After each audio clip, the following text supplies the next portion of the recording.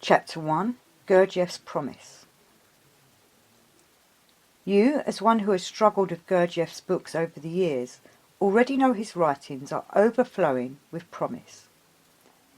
In most cases, though, what you sense or feel is implied promise found in his stories and talks, from which you intuit the promise of progress in your physical, emotional or mental life, or even in your spiritual evolution. But remarks where Gurdjieff makes a promise and calls it a promise are rare, and like almost everything else in his writings, such things are somewhat concealed and difficult to sort out. However, there is one clear promise made by Gurdjieff where he promises to give real and useful instruction on the three bodies of man, the physical, the Kejjan, and higher bodies. The first of these bodies is the physical body. If that's all there is to a man, then when he dies, he, such as he is, simply ceases to exist. For him, there is nothing more. That is what is called to die like a dog. The second body is the astral or Kejjan body. This is a man's spirit. Unlike the first, Kejjan body is not a birthright, but is formed by great personal struggles that may or may not have been voluntary, as was the case with the Gurgeous fragments, page 32. Although Kejjan persists after the death of the physical body, unless it has been completed, Kejjan body is recycled. It simply recurs in new form with no conscious memory of past existence, and it can languish in continual recurrence for near eternity. In spite of the billions of humans on this planet, Kejjan is somewhat rare. Then there are the higher being bodies, the body of the soul. These bodies are much rarer than Kejjan and are premised first on a completed Kejjan, and then on certain conscious and intentional efforts.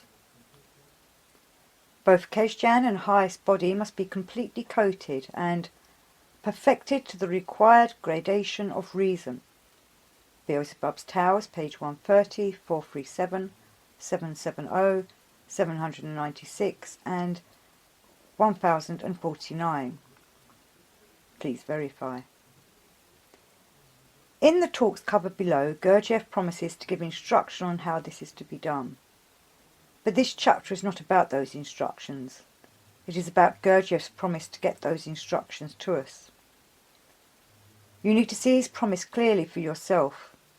You need to examine the materials covered in this chapter, then find and verify everything said here in the original sources. Only then make your decision on whether to take his promise seriously. Free talks. Gurdjieff's promise is found in one book, Meetings with Remarkable Men, but it is given in 3 parts. One part in each of 3 talks given by 3 wise old men. Gurdjieff separates these talks with interesting and distracting accounts of his search for the truth, by which he achieves the desired low profile for his promise. The first part is just the slightest hint of promise, the second is a bit stronger. Only in the third part does he confirm and makes clear his promise. First talk, Old Persian Dervish. The first part follows a talk with an old Persian dervish, most of which is a talk by the old dervish, with few remarks made by Gurdjieff and his companions. This first section is found on pages 187 to 190 of Meetings, with Gurdjieff's first hint of a promise following on page 191. Reading carefully, you will see that the old dervish does not warn against all breathing practices, only those done in ignorance. Without the knowledge of the fundamental laws of breathing in all particulars, the practice of artificial breathing must inevitably lead, very slowly but none the less surely, to self-destruction. However, with the knowledge of the fundamental laws of breathing, the outcome of a breathing exercise, correctly done, will be different.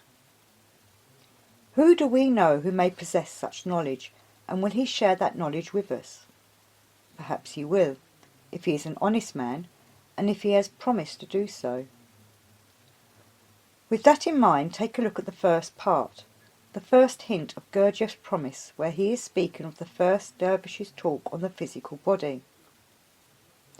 I will not record here, in this second series of my writing, what he then explained, considering it premature for serious readers and, as regards the correct sequential perception of all my writings, even harmful to the aim of genuine understanding.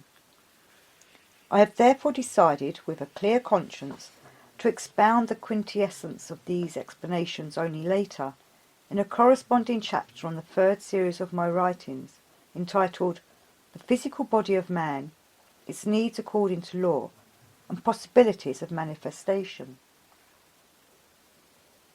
Gurdjieff's first mention of a promise is subtle. By saying his decision is made with a clear conscience, he gives only the slightest hint of a promise, but it is enough to alert the attentive reader that Gurdjieff is serious in purpose. He builds up to his promise slowly, gradually, over the course of the 3 talks. In the first talk he does not even use the word promise, nor does he use that word in the next. Only at the end of the third talk does Gurdjieff make it clear that he is given a bona fide promise, and that it applies to all 3 talks. We will get to his clear statement of promise in a moment. Second talk, the old Es Ezonoon Avaron. This talk is from pages 217 to 223, with Gurdjieff's second statement of intent coming a full 32 pages after his first. That is, 32 pages of interesting and distracting stories. And again it includes Gurdjieff's clear intent to cover the content of another remarkable old man's talk, this time about the astral body. As in the first case, he says he will reveal the contents of this talk only in his third series. From page 223. The words then spoken by this old Ezonoon Avorian I will also record, but only in the third series of my writings, in a chapter entitled The Astral Body of Man, Its Needs and Possibilities of Manifestation According to Law. Gurdjieff is clearer here. He says that he will record the words of this old man, but only in his third series. Having mentioned the third series several times now, and preparing to mention it again with the third old man's talk, where Gurdjieff confirms his promise, this will be a good place to briefly address the reality of this third series. Gurdjieff says the third series is complete. Many students of Gurdjieff's writings believe, or simply accept, Jean de Salzmann's remark that the third series was never finished. That is incorrect. Gurdjieff finished what he started. Obviously Jean was not able to see it, but the third series is whole and complete. The first series is the outer version of Gurdjieff's writing, consisting simply of the literal meaning of the words of his 3 best-known books, Beelzebub's Tales, Meetings, and Life is Real. The second series is made up of those same 3 books when read as the inner version of metaphor and allegory, by which Gurdjieff conveys entirely different meanings that will not be found in mere words. The third series, the inmost, is found in 4 books, the same 3 as before, plus Herald. And while its meaning is carried by a mix of techniques, the most important messages are found where Gurdjieff speaks through the image of picture form language. That is 3 books of words, plus those same 3 books when read as metaphor and allegory, then those 3 books plus Herald, or 4 books in a mix of techniques. Thus, all and everything consists of 10 books in 3 series. Those who have found and recognised picture form language in Gurdjieff's primary example in Herald already know the third series exists. It is simply invisible to those who do not yet grasp picture form language. The rest of us will know the third series is finished because in the prologue to Life is Real, Gurdjieff says it is complete.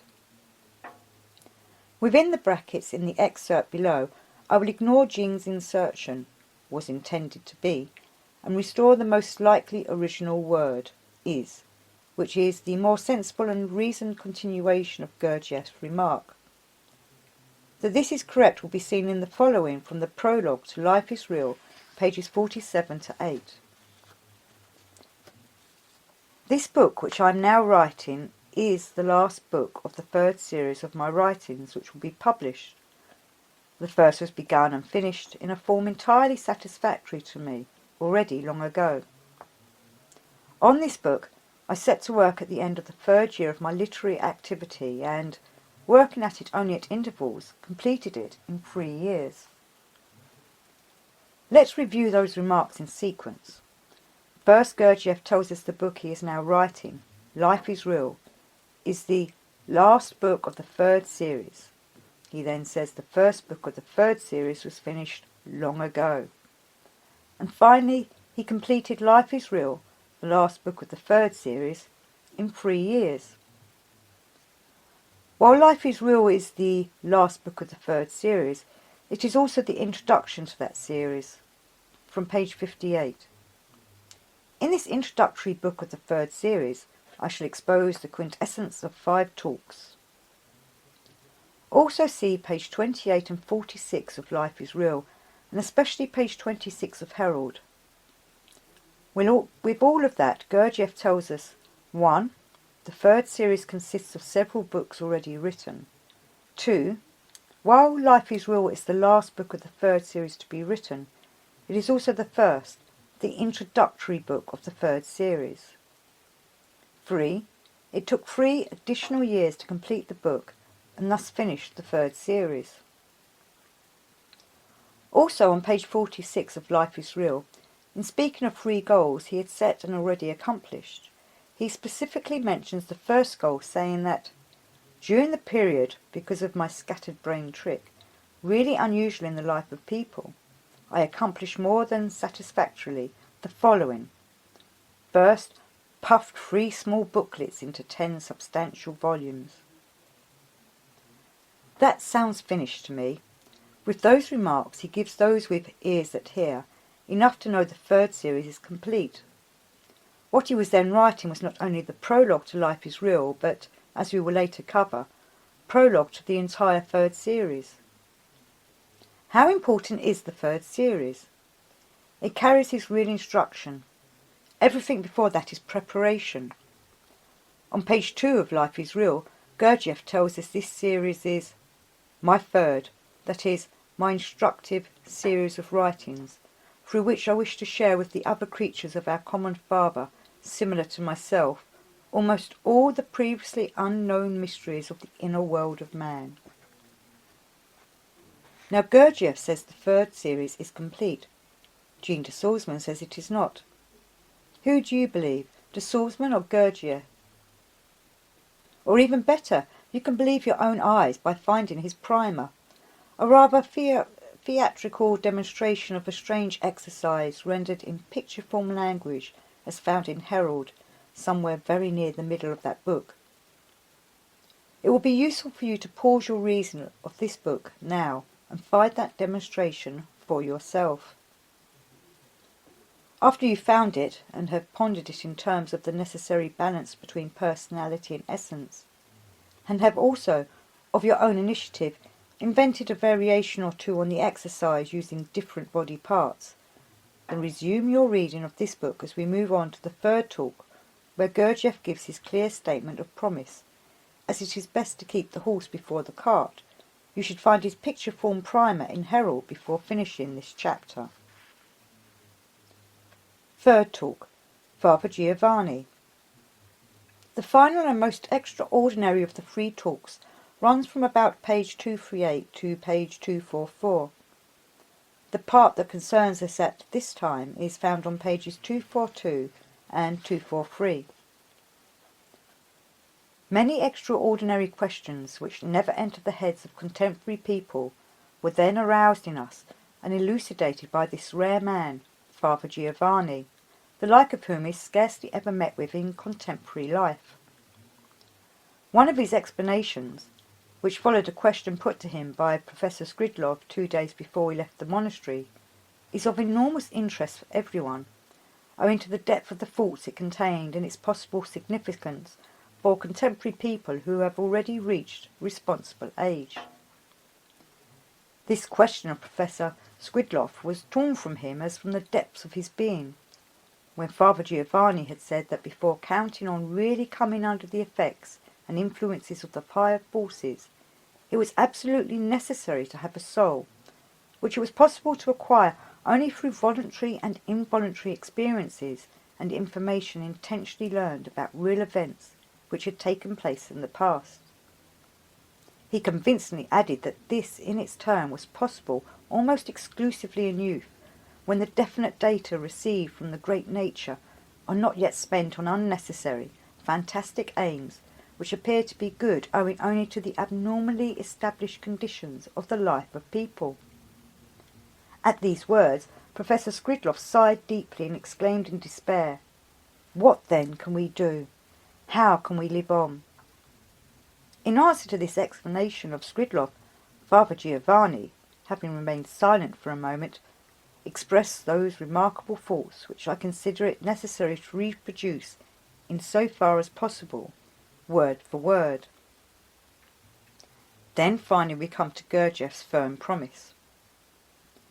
I shall place them as relating to the question of the soul, that is, the third independently formed part of the common presence of a man, in the chapter entitled The Divine Body of Man and its Needs and Possible Manifestations According to Law, but only in the third series of my writings, as complementary to 2 chapters of the same series which I have already decided and promised to devote, one to the words of the venerable Persian dervish concerning the body, that is, the first independently formed part in the common presence of a man, and the other to the elucidations of the old Ezanon Avorian concerning the second independently formed part of a man, namely his spirit. With that, Gurdjieff states his promise, and actually calls it a promise, to present Father Giovanni's instruction on the divine body of man, along with instruction on the physical and Kesjan bodies from the earlier 2 talks. But again he makes it clear that he will do so only in the third, the instructive series of his writings. Gurdjieff delivered on his promise. Thus we have available the solution to Gurdjieff's and our own plight, which is that most of us are already well past our youth, the time when the conditions for the creation of a soul are most propitious and the event most likely to occur. But Father Giovanni says only that the creation of a soul is possible almost exclusively in our youth. See also Life is Real, page 107, which leaves open the possibility for the creation of a soul for even us old heads, if we know how, and therein lies what is called the rub. If we wish to learn from the talks of those 3 old dervishes, which Gurdjieff says he will reveal only in his third series, then we must learn to read the picture form language of his third series. As part of that, we must first become fluent with the metaphors and allegories of his second series. A good grasp of Gurdjieff's unusual and unique use of allegory, unlike anything we've ever seen before, makes understanding the third series much easier, so that our transition from the second to the third series becomes more natural and almost automatic. But to grasp his use first of allegory and then picture form language will require a bit of preparation.